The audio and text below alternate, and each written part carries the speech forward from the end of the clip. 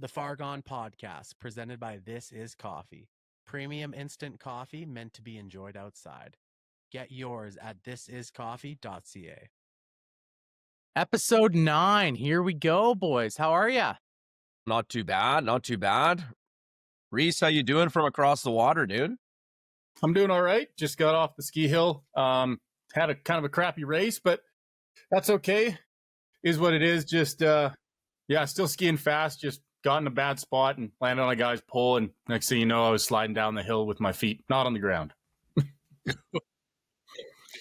Pretty high speed, or yeah.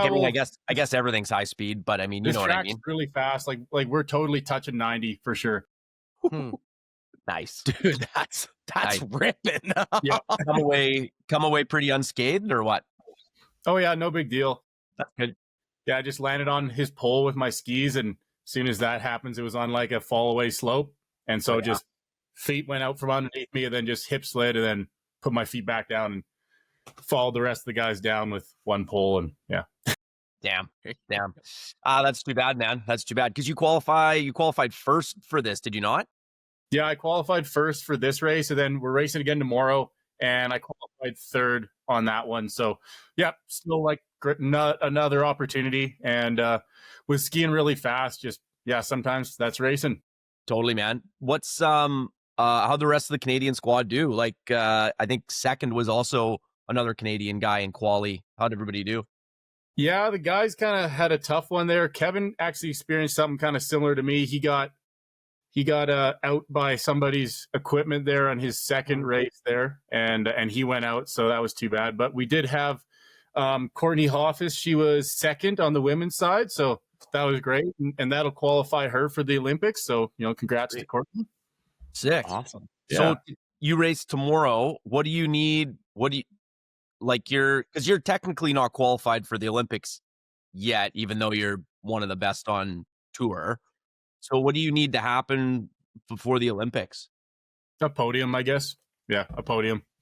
Pretty much. Is it like a point thing, Reese, or is it like all calculated via points, or how does that kind of work? And then there's a couple events.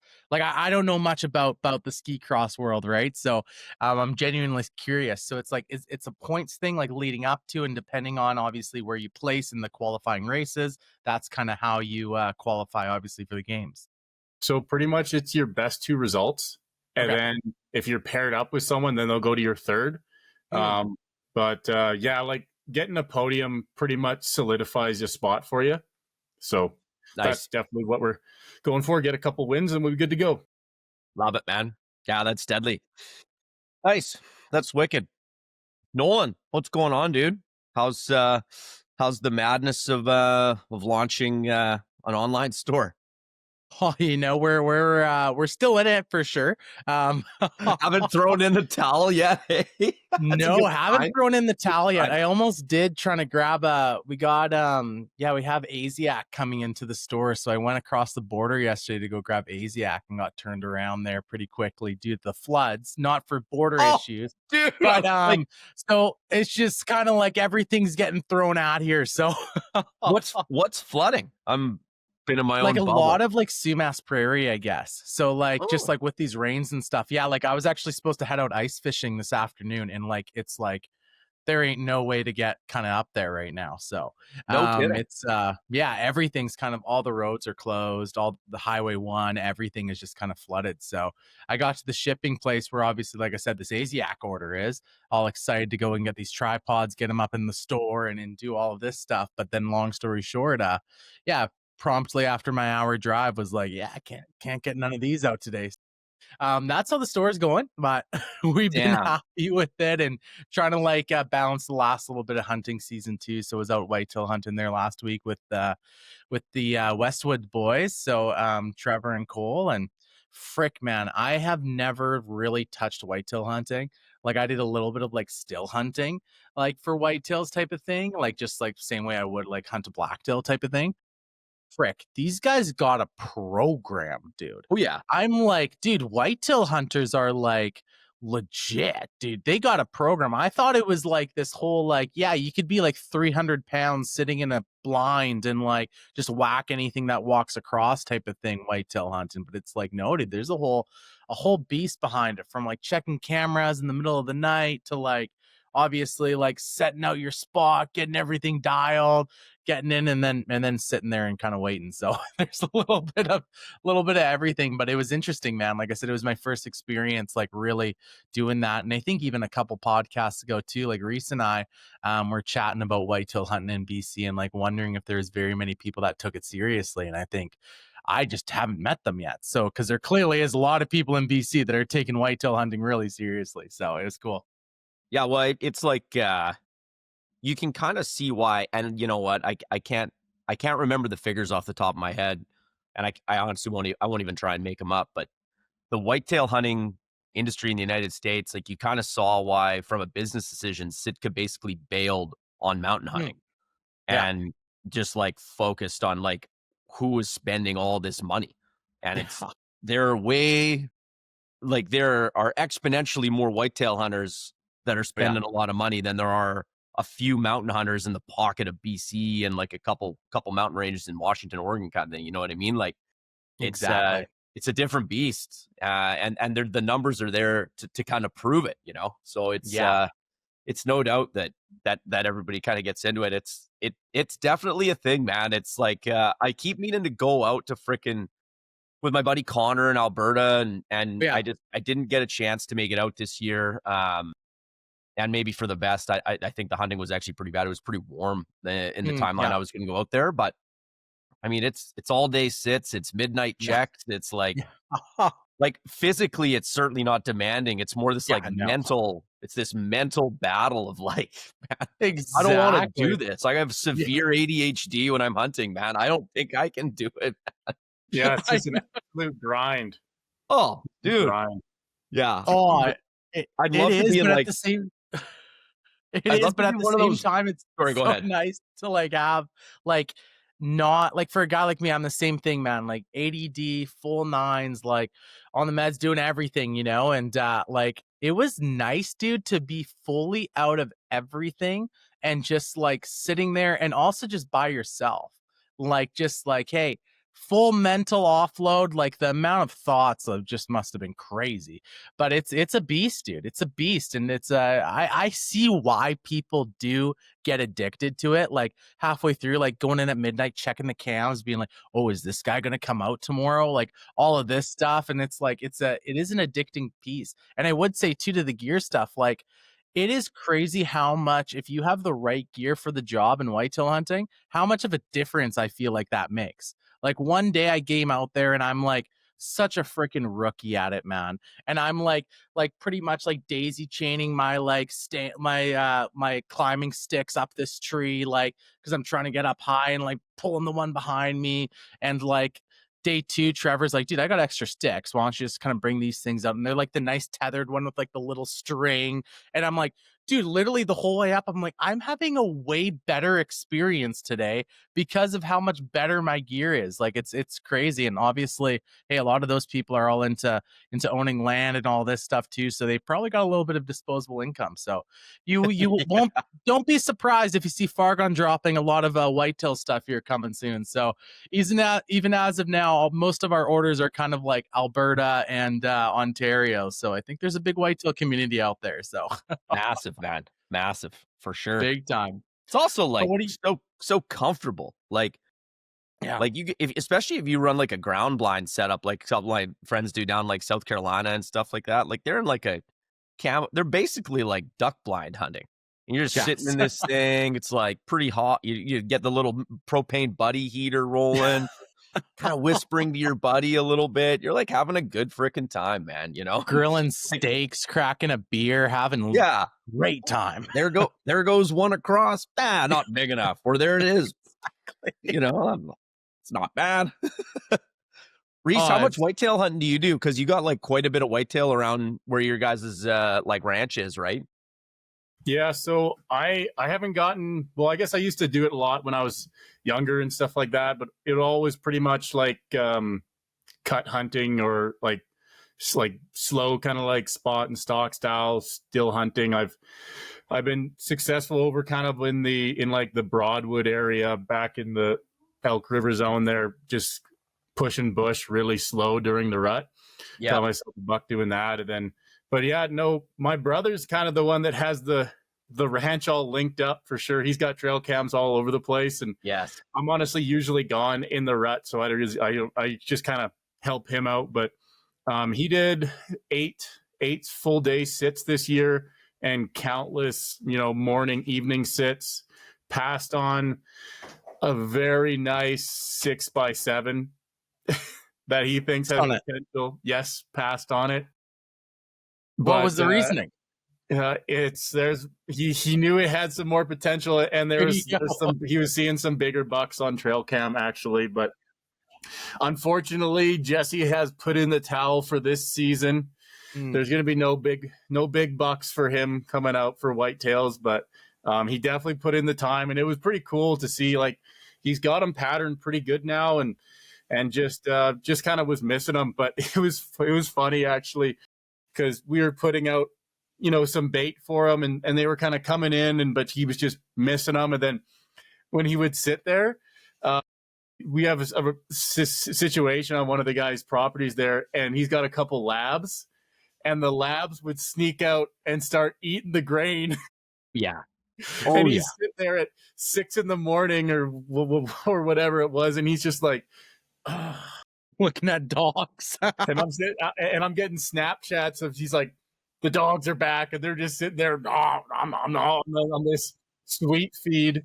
And then I remember we were talking to the owner. He's like, man, my dog's been crapping everywhere, all over the place. And Jesse's like, yeah, they eat all my damn deer feed.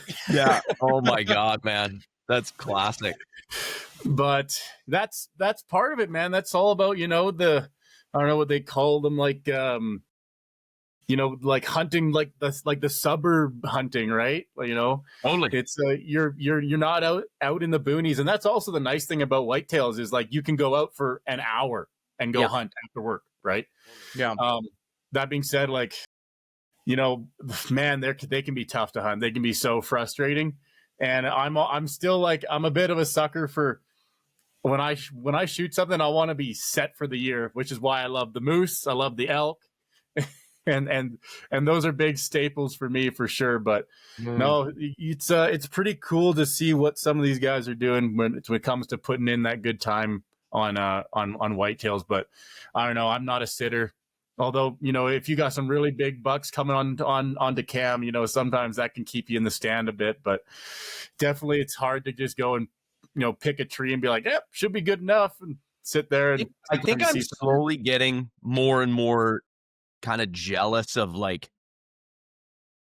like a bunch of different guys, right? Who are, whether they're Alberta, whether they're BC, like, they're like, oh yeah, like, saw this buck on cam 3 years ago. Glad to see him the next year. Glad to see him the one after, and you're like, man, I need to start putting in that kind of time versus just like, I'm not trying to complain. Like, I get to spend most of my season up north. So, like, it's awesome, but it also, like, definitely changes. I then come back and have, like, another job to do. So it's, like, a little bit different.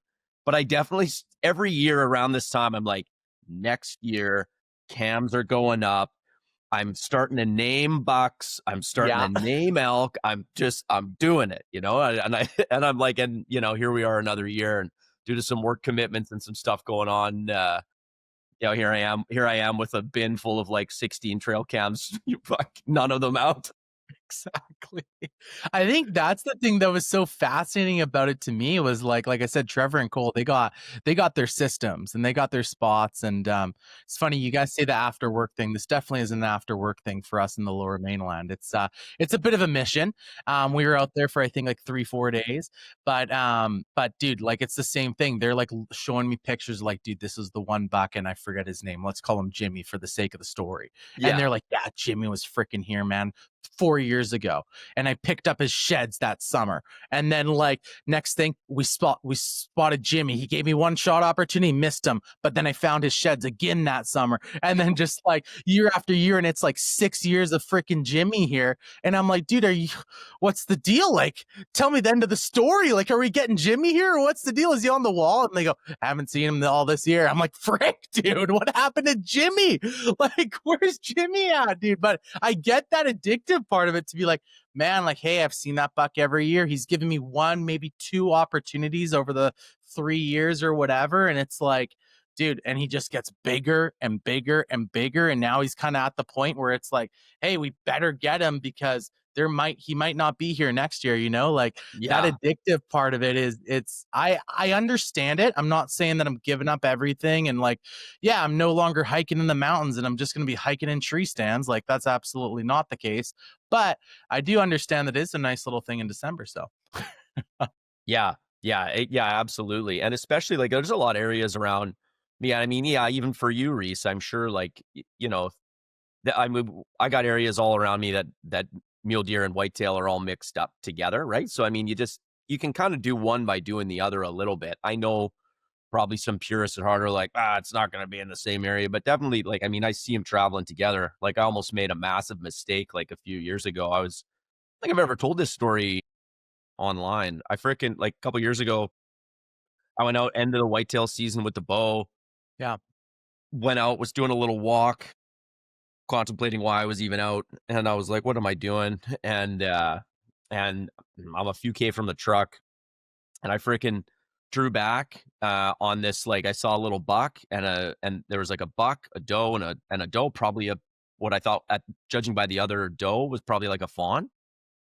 And I couldn't really see that doe in the middle, but the buck was tiny. And I was like, and I was like, you know what? I'm just gonna arrow this doe. Great meat, like whatever. Anybody's opinion on that, I mean, is what it is. And I was like drawing back, and I was like waiting for the big doe to kind of step out from the tree, and I was like, oh yeah. And then I was looking, and I was like, those ears are big. And then like comes out, and like the tail, I was like, what's going on here?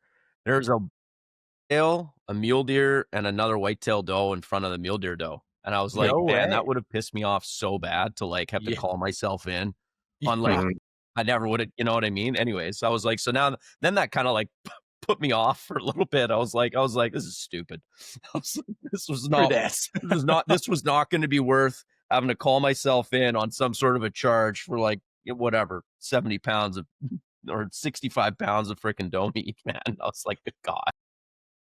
Anyways, yeah, that was wild. That's like my only real whitetail hunting experience. It's not very good. Yeah, I haven't done it since.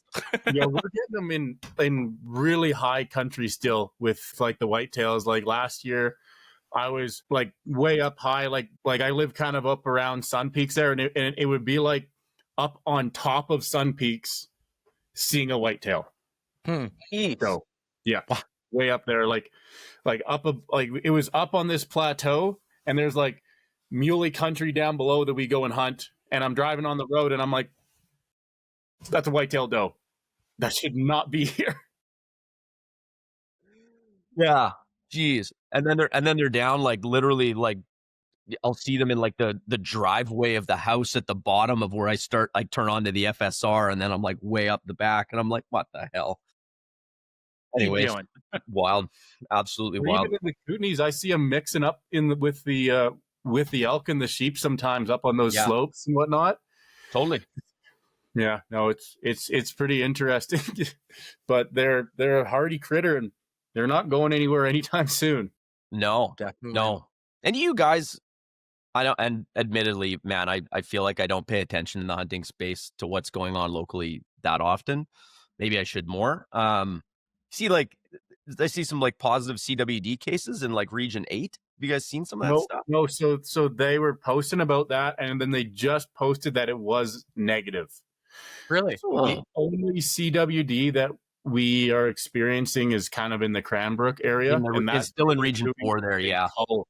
This winter, so yeah, we'll see what happens there. But like I know it's a really bad disease and stuff like that, but I know it's in Alberta, And I also know that there is a ton of critters in Alberta still.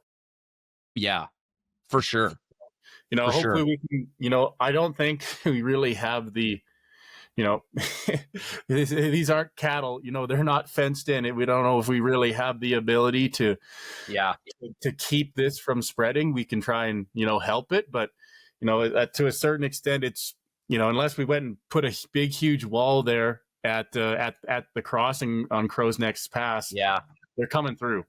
Yeah. I also think with our, like, and I mean, this is just kind of, I think how a lot of that stuff works. Like all that spreads to the Midwest and up into Sask and Manitoba. And there's been some sad stuff there, like monster culls, because it's like severely damaging to the deer population, obviously there. But at the same time, like, man, the going's pretty easy versus like us.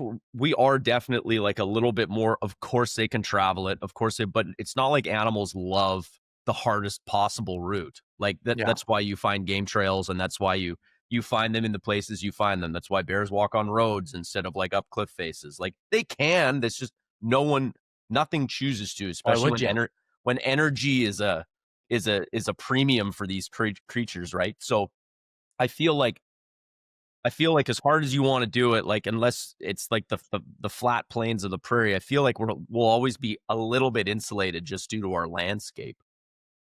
But which kind of gives me some solace. But I mean, it's just got to be it's a matter of time. Like it's gonna make it this way. It's gonna go across the United States. Those whitetail come up across the board. Like it's not like they pass through more than. Well, never mind. I won't say what I was going to say there, but they pass through pretty easily. But no, you're totally right. Like it's going to take a while for it to make its way through the east and west Kootenays and into like the Okanagan and stuff like that. But we'll see. Like the bios out there are working hard to try and get a handle on it. But like I said before, it's they're understaffed, and even if they weren't understaffed, it would be it's a pretty tricky proposition to try and manage that kind of a disease.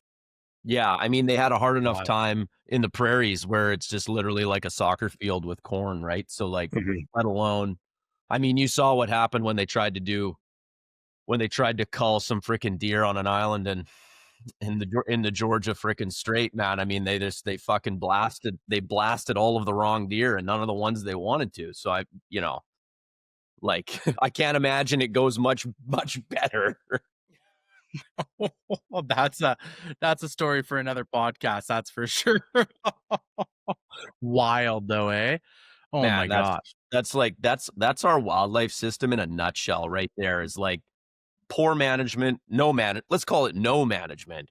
And then they're like, here's a good idea. And like, I don't know, man. Like it's like you just asked like the Toys R Us clerk, like, hey, spin the wheel and we'll just freaking like pick whatever you land on there, man. Like it could have just been, that was insane. Yeah. With government funding, whatever that wheel falls on, that's what we're going to do. Let's just do it. It's just taxpayer dollars. And the one, like, what government funding? Like the NDP pulled all wildlife funding from this province. Like speaking of bios, we don't even have one in the Okanagan anymore. Andrew Walker's got moved on to up into 7 along with Chris Proctor, and they're not even filling the spot for the last I heard. Maybe that's different now, but I mean, someone can please let me know if that's changed. But I mean, it's freaking sad, dude. Like bios to do work. There's no bio apparently. Exactly.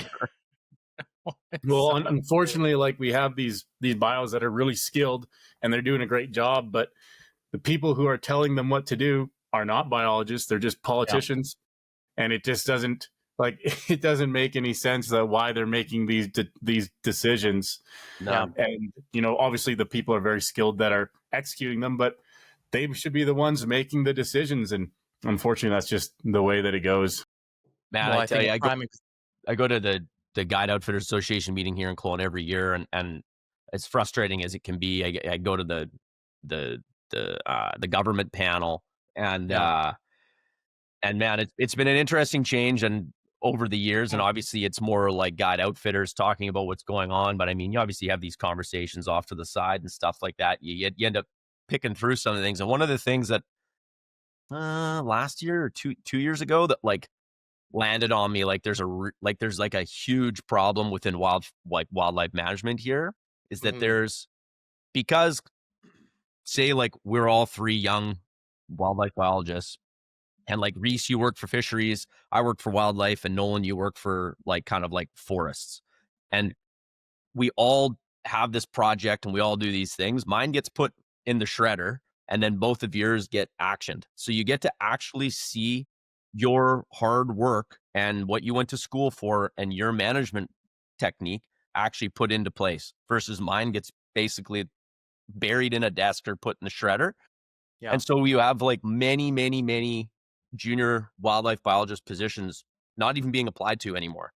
And you're Really? like, that's, oh yeah. Because imagine that, man. Like, yeah, no, it's true. It's imagine why would imagine you could like, you were just buying the lumber, but never able to build the house. Like, they're like, nah, not this one. Yeah. You just go somewhere else to actually get your work done. I mean, yeah, I felt like that was like, I feel like at that moment, I think I stopped paying attention because it was just too sad. Well, it is sad, man. It's interesting to see, like, I don't know. I feel like so much about what we do as hunters and all of this stuff too, and especially all the different conservation efforts and everything that's happening. Pretty much like from the hunters more than anything, right? Is like, hey, I don't know a single hunter.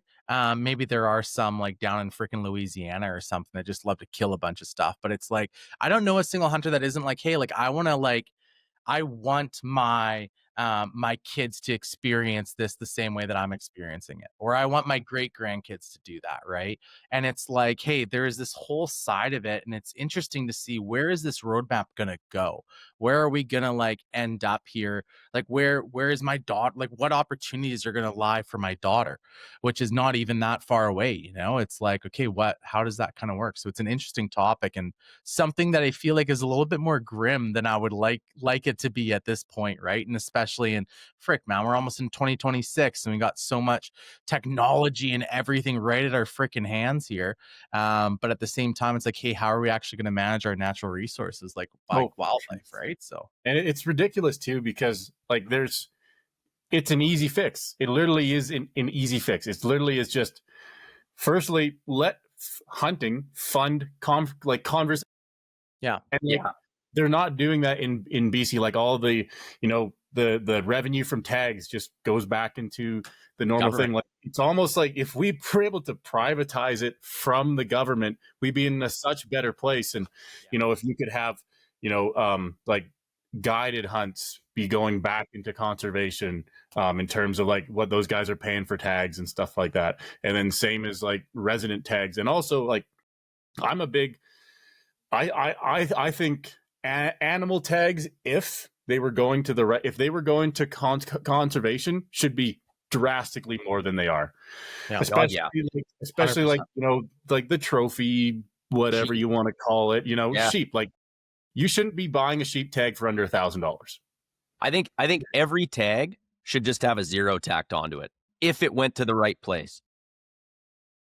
Like, but otherwise, like every tag, every LEH, to apply for LEH, you'd have way better, you'd have normal success shit with LEH, not somebody, like I saw something the other day. Someone was like, oh, forgot I got this Kootenai turkey draw. Anyone want to come with? And I'm like, dude, there's probably a fucking guy in the Kootenays who's like, who the fuck keeps drawing these things? And it's someone from like Vancouver Island, fucking Courtney or something like that, who's like, you're not going to the Kootenays to hunt turkeys in fucking whatever November, man. Like, exactly. Give me a break. Or October, whatever it was when I saw it. But I don't know, like that stuff.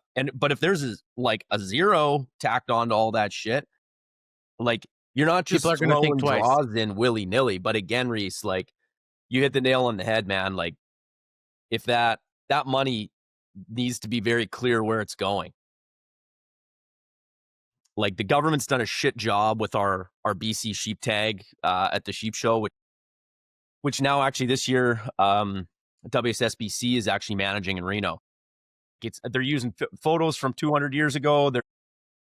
nobody who knows shit at the table. It's been brutal. So WSSBC is actually going to be managing that now. And I'm like, great. And we should our tag should be up in the numbers of anywhere else, right? Like that premier's tag, right? So Yeah. we should be able to get close to $1 million for that. And the only thing I always think, I'm like, where's that go? Like specifically, like where's that money going? And it's like, it's going wherever. It's going to fund it's going to fund 5 more management positions in interior health for 200 grand a year that aren't needed, or whatever. You're like, fuck. Like, it's super, super frustrating. If we just make things more expensive and everything stays the same, that's kind of my biggest fear. Yeah, there needs to be some change from that even on exactly, like, on the division of how kinda things are categorized and organized too, Yeah, right? So, it's 100%, interesting, man. man. There's a lot of, like, polarizing topics within that, even obviously, like, the grizzly bear hunt's a hot topic right now, and Yeah. obviously there was, like, and correct me if I'm wrong, but it kinda felt like that was, like, one of the first times in British Columbian history where, kinda like politics almost took, like, Oh, yeah. forefront in regards to a obviously a wildlife management issue, right? So there's a lot of things along those lines that, and maybe we can get into that a little bit if you guys want as well. But there's a lot of things, man. Think a lot of things that need to change, especially too, if we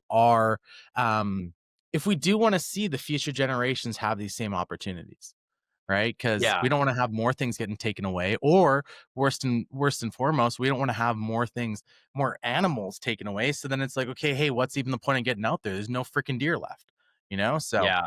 I think it starts like the big question for a long time.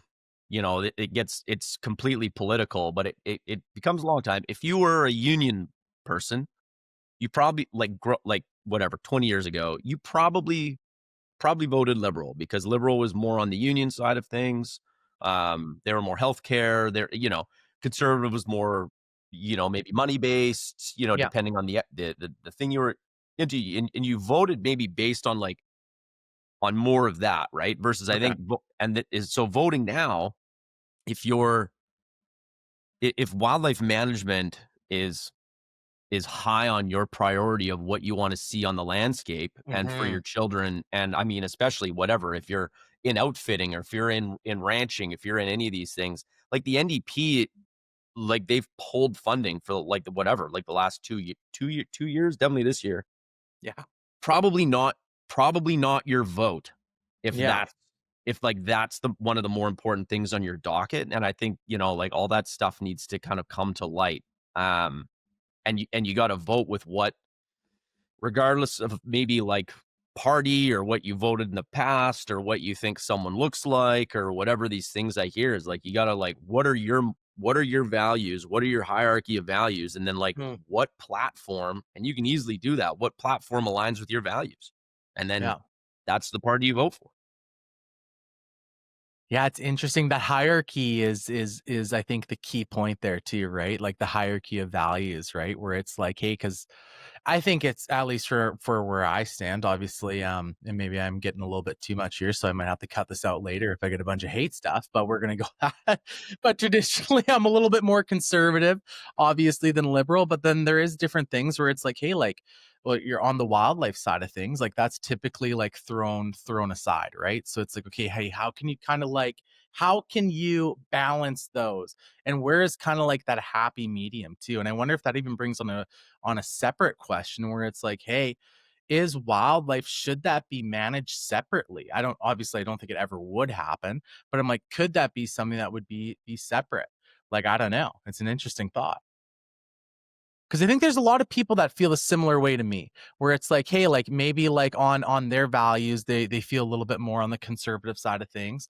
They obviously value obviously businesses, all this different stuff, but at the same time though too, like, hey, like I said, on more of the wildlife management issue, that's not very represented. So it's like, okay, hey, how can you kind of like balance that and go in there, right? And it is a question to be like, hey, should this just be completely separate, or do we feel like this is all intertwined, right? So, It's tough, and I mean, I don't think there's a single party that really has ever showed. I mean, like the beginning of the end maybe started with Christy Clark whenever she cut RCOs, I think, like almost in half, and she cut a bunch of like outposts, right? And that's a Liberal Yeah. Party that she was BC for a long Yeah. time. Yeah. So I mean, like, I don't think there's a safe party involved It's involved true. if True. wildlife management is it, which then Yeah. brings the question, why are we still letting government manage Exactly. wildlife if they've never fucking managed it from the beginning? Exactly. And the hard part is because, like, one, because of BC and the way it is, like the way the it's just dense as shit Yeah. and it's big. Like, flying a helicopter over top doesn't give you good numbers, representation of numbers. It's boots on ground time, and we are boots on ground Yeah. time. And and there's so much distrust with government now. Like, even I get like the wild, like, I put my reports in and all that stuff, and I'm like, why? What's the point? Like, It's why am I true. filling out this hunter harvest survey? Because some data plots to use at some point in time in the future? I don't know. Like, Yeah, unfortunately, at the moment, it's just data collection. There's really not much for action going on, yeah, or yeah, very, very limited action. yeah, But yeah, no, it's tough. It's tough. I don't think it's not. It's not a party problem. It's a people problem. It's the people in who are taking on the positions of who's doing handling the wildlife budgeting for BC and the conservation and stuff like that. It's not like, sure, there might be a party that could help, like you might just get lucky, but it's literally it's the people making those decisions, right? And because when you look at actually the amount of money they're sending that way, it is a joke. Is an absolute joke. Like they're going and spending 10 times what they're sending to our bios to build like a statue somewhere. yeah, totally, Right? totally. Like we're talking hundred or like less than millions. Like they're not giving millions of dollars to wildlife at all. No. They're asking for hundreds of thousands and not getting them. And it's ridiculous. Like, it's so small. It's so small for our province. Like they just have to take a little bit more out, and it could go so far. And they're just choking us down. It's ridiculous. Well, and that's, I mean, obviously, like, being a part of WSSBC for a little while now, I mean, that's basically it. Is this, we just have, like, come up with the study, and then get a bio to pass it on to whoever, and then WSSBC and WSF funds it. Like those burns up north, that ain't taxpayer money. Like, for the most part that I know of, those things get paid from WSF to like create sheep habitat. And, like, that's okay, but we have to be able to do it. So let's have private bios who make a realistic living. And like, man, like, I think they got their like cell phones and gas cards taken away too, like just like last year or something. Like, just absurd stuff. Like, what? Like, this is the level of funding we're at? Come on, man. Yeah, it's sad to see wildlife on the landscape. You're gonna need to, things are gonna have to change, I think. Yeah. No, it's really interesting, man. And it's like I said, it's sad that it's I would love to have a super positive outlook on this, and I'm not trying to be like one of those guys, How but it's can like you? it's hard to. It's hard to, right? It's like what are you gonna look positively on to be like, hey, like 50 to 100 years from now, if we continue down the trajectory that we're going, it's like, where are we gonna end up? Yeah, Where are we gonna end up? Right? yeah. So You know it's what's an you know interesting what's one. also interesting? I feel like you can't like get away from it. It always, you could be having like a couple beers, shooting the shit, post what, like, with people, and you're not even coming close to this topic, and then it just kind of like drifts in like a boat in the harbor. You're like, oh, well, how do we get here? Like, how do we, wow, now we're into it. Now we're talking political parties, just like this podcast. And it's like, clearly it's triggering and it's whatever for people, right? It's like, we're worried. We're worried. I'm Yeah, not but I even think trying to that's a be good thing though, right? Like, I think like, hey, like totally, to invoke change, like you do need to have people like chatting about it. And like, totally. hey, like I said, obviously I'm an optimist. I hope that eventually people will start to kind of like take notice and make a change here, because hey, people are talking about it. Like, this is a hot topic, man. You can't go, like I said, even obviously, like I said, the grizzly bear hunt is such a top of mind thing because I see it everywhere.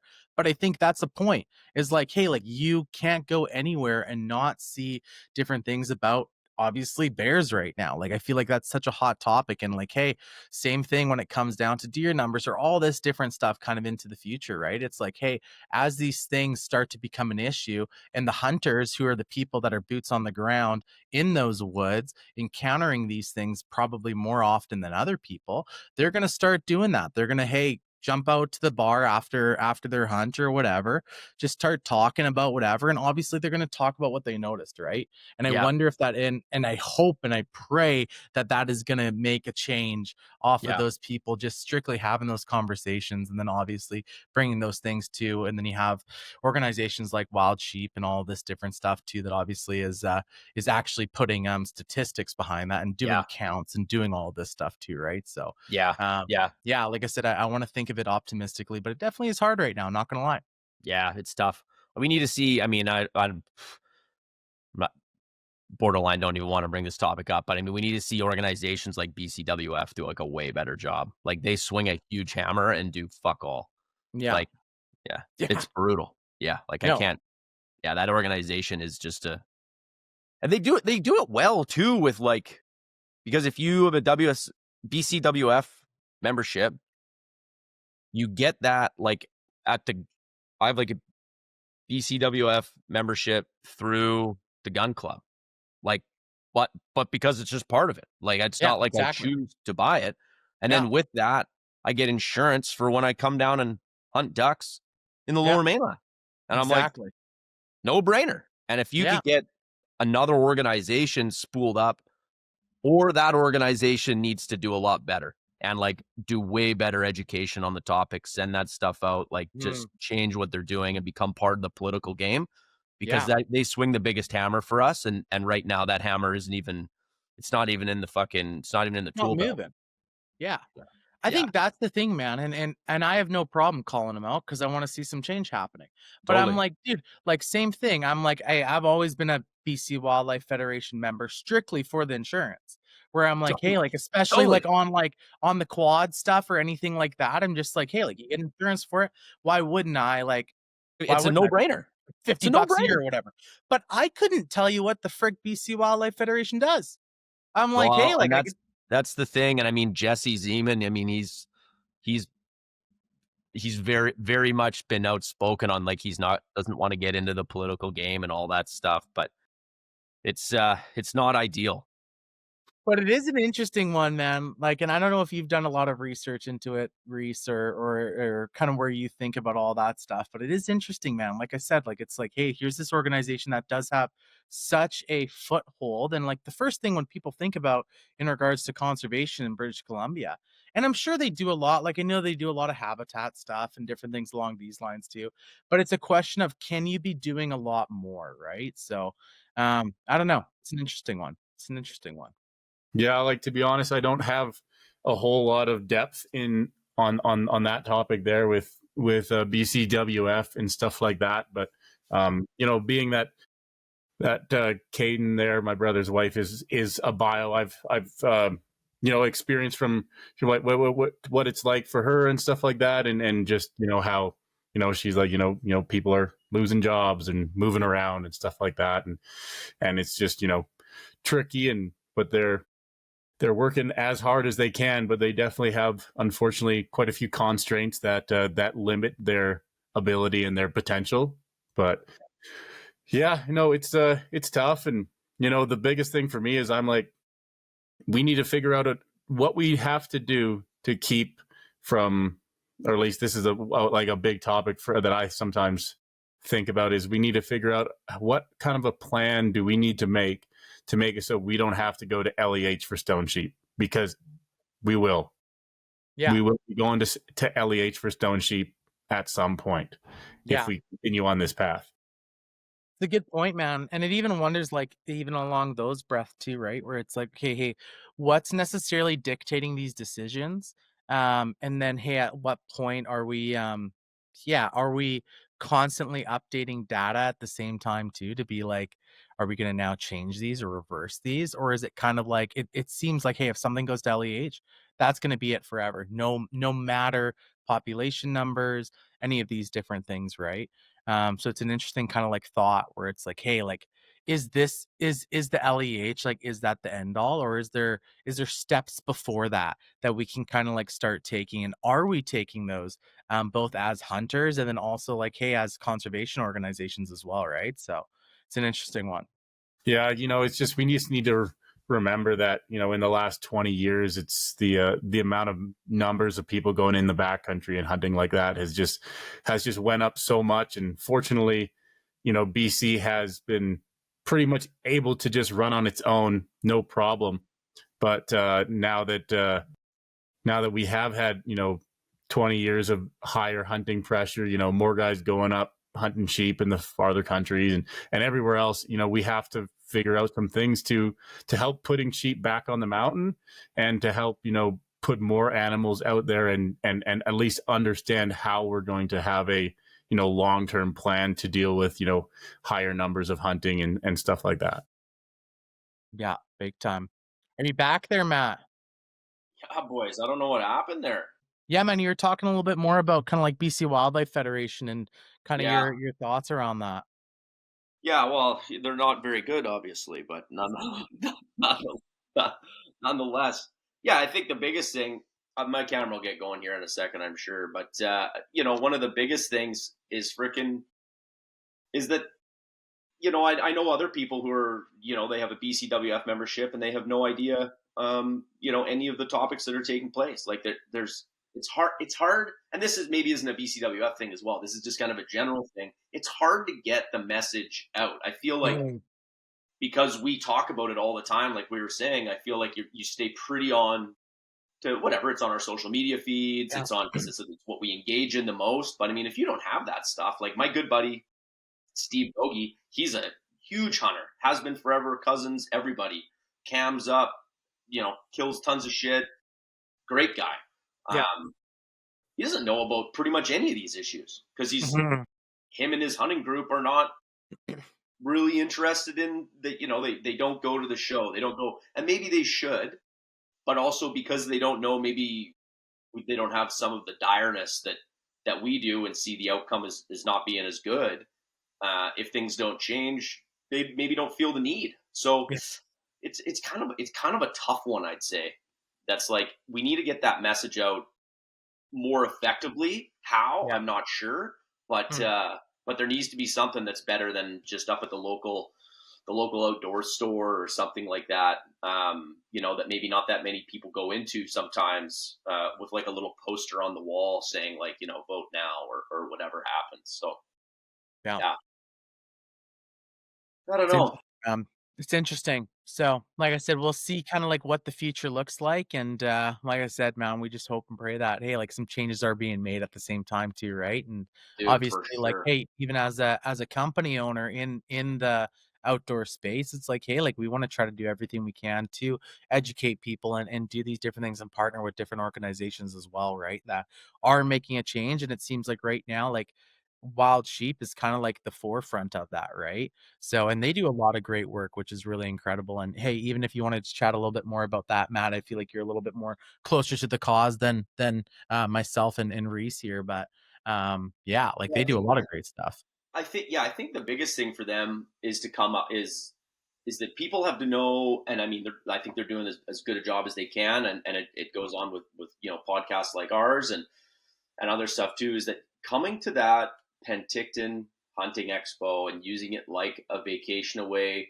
You don't have to come to the banquet and sit at the table and be a part of the auction, although all that money does get that's like the biggest that's our fundraiser for the year to fund everything wildlife related, right? So but at the same time, if you come to that, the sheep hunter university, you're doing bio talks, you're doing horn aging, and the Mhm. talks don't just stop at sheep. You learn a lot of other stuff. Not to mention, there's we got whatever 50 vendors or Yeah. 70 vendors or whatever the hell it is now. We have the ability that it's You're going to try on pretty much every boot brand. You can try on pretty much every pack. You can put on every piece of clothing. So you can make it this like a pretty cool weekend, and you don't necessarily have to go to the banquets and sit there and listen to the talks and all that stuff. Although they're obviously important, you can go and learn a lot. And I think it does spark from things like that, especially as it's now the Mountain Hunting Expo. Yeah. There's nothing else like it in Western Canada. Like, I was at the Bighorn Banquet last year. They did an awesome job. They're kind of following suit with what we're doing with vendors and whatever. But I mean, until last year, they were kind of just all set up around the outside, maybe 10 of them or so. But the more people, now we have like a separate vendor spot. Then Alberta's going to do it this year. And I'm all for it. I think if you, just like our archery challenge, like as soon as one person does it, and they keep doing it really well and it's successful and people talk about it, other people will follow suit. And that rising tide raises all boats. So I feel like that Mountain Hunting Expo is one thing I really like to hang my hat on for just getting into the community, hearing some people chat, going to a booth. There's usually a few beers kicking around, maybe 50. You have like a good, you have able to have like a good BS with some people that maybe you just get a little bit more involved, and maybe you get a membership, maybe you get your kid a membership because you see what it goes to, right? It's not lining the pockets of the people who are on the board. It's nothing but volunteer time. So, that's my biggest piece with those guys. And then obviously they are moving the needle, kind of like what sparked a lot of this too there, Reese, with like they're moving the needle in private funding for wild sheep habitat. And I can see that's the direction that, I mean, obviously that's the only direction that wildlife management is going to go with funding pulled from our government, right? So you just need people to sign off on it and then just say, hey, we're not, like, you don't even have to pay a dime. You just need to sign off on this project, and here's who and the why and how we're going to get it done. And I mean, it's extremely important, to be working with the nation's band in the area or whoever's kind of like, on boots on ground there. Cause they're a great ally, in this space for sure, because they want to see wildlife stay on the landscape. It's been on their landscape. It's been on the landscape, forever. Right. So I think those are the other things that are super important, is kind of aligning ourselves to be able to work with the bands that want to work with us, like they're doing in the Okanagan right now in Penticton with the Swampties project. That's pretty awesome. Pete Gooch is the head guy there. If anybody's interested in wildlife management, and I mean, obviously just, most of my examples are from sheep, because that's probably the most management that gets done. Look up Okanagan Bighorns and on Instagram. You can reach out to WSSBC. You reach out to me, and I'll put you in touch with Pete. And if you want to get up there, it's pretty fun for like the kids to go up, especially when the weather's nicer, and like help out, go to the pens, like help out that stuff, like look and see what we're doing to try and combat wild sheep disease to keep California bighorns in the Okanagan. Cause right now they're not doing very well, like really fucking badly. So if you want to see those sheep on the side of the highway and keep that stuff kicking around, then those are the projects that need to happen. And they're just, and the WSSBC is always so supportive of whatever idea I have to come up with to try and, make things interesting. Like last 2 years, we've been in the shoe laps, trying to get eyes on sheep and do some counts up there. This year, we're going to change it up. We're going to go into the Granby range to see how that like bighorn herd's doing up there. That'll be at the end. That'll be the first weekend of July. Kind of ironing out details right now, but it's a fun one to come do an overnight, try and get a sheep count in, try and get back into the places, not just counting off the highway. Spence's always does really well because people want to find sheep to hunt for the fall. But let's get out there, test our gear before sheep hunting season kind of starts. First week of July.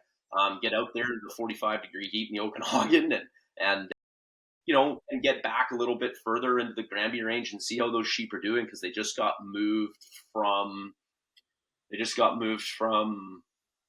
I believe, Washington, which is kind of funny because I think the Granby sheep got transplanted to Washington to help their herd, and now they got transplanted back to where they're originally from. So kind of some fun stuff with that.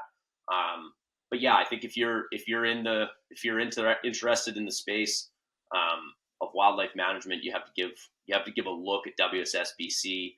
and just the model that they're running for, getting government contracts, or getting government bios to kind of like look at projects, work with the nation's band in the area, and then just fund it privately, and there's more to go around there for sure. So that's my Yeah, it's good. that's my soapbox speech for the morning. I love it. Hey, well, keep us updated regarding that count there, Matt. Maybe we'll try to get on up for that one. That sounds like a blast. Yeah, dude. Yeah, I try and do it. My reasoning is I've done it a few years in a row. I like doing it after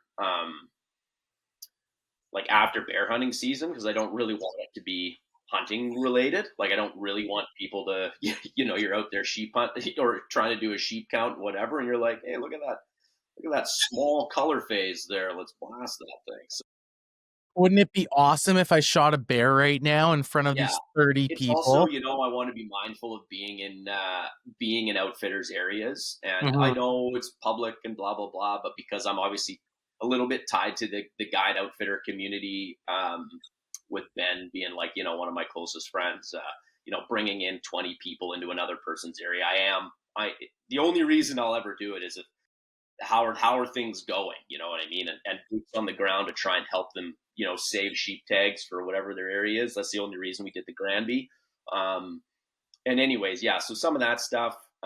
So after hunting season, of course, first week of July, and get out and test some gear. And like, man, it's been some cool stuff so far. Like, guys who hunt a ton, but have never done like a true overnight, not away from the truck, and stuff like that. So, just stuff like that. You meet some friends. I think a couple people have hooked up to be like, good hunting buddies now over the last couple of years, and all those kind of connections made. So, all the social network is definitely a big part of it too. So just like the Mountain Hunt Expo, that's what I like the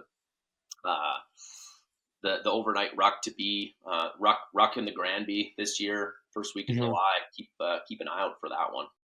Cool. Reese, have you ever been a part of any of those, or kind of what's your you gonna try to make it out to one of those or what? I think I might have come out when I was a little kid at one point for a Spence's Bridge sheep count, but no, I haven't made it out to those. They've always seemed to be in conflict with some sort of skiing thing or something like that. But I really wanted to make it out for the archery challenge though up at Sasquatch. That looked like it was a lot of fun. That looked like a good trip. Although I know it was really wet though. It was wet. Hey, well, you didn't hear it here, but you did hear it here, and that's happening again here this year. So definitely make sure to get book your or put some gas in the truck and drive on down. For sure. Definitely. Well, boys, I love it, man. Hey, well, I had a bunch of questions for Matt there, but maybe we're going to save them for next time, all about kind of like off-season training and everything along those lines. So maybe that's a good conversation to pick up here for next week. But boys, as always, great seeing you guys. And love that black screen there too, Matt. So, but Reese, your face is looking beautiful. That mustache is stellar. So, but hey, boys, thanks for another great time, and looking forward to chatting next week. All right. All the best. Yeah, all right. Good luck tomorrow, Reese. Thank you very much. Big time. Reese, where can people tune in, by the way, quickly? So I think you can either watch on FIS sometimes posts it on YouTube. So that's FIS. That's and then also CBC Sports. They do it live, which is at like 3 a.m, or they also do it as rewatches and stuff like that. And then they'll sometimes play it on TV and whatnot. And then there was a couple other streaming platforms that used to hold it. Like I know Peacock did for a bit, and stuff like that. But those are kind of the big ones. When I am sent links, I try my best to post them on my story and stuff like that. But nice. We'll see. Honestly, probably the best person to talk to would be my mom.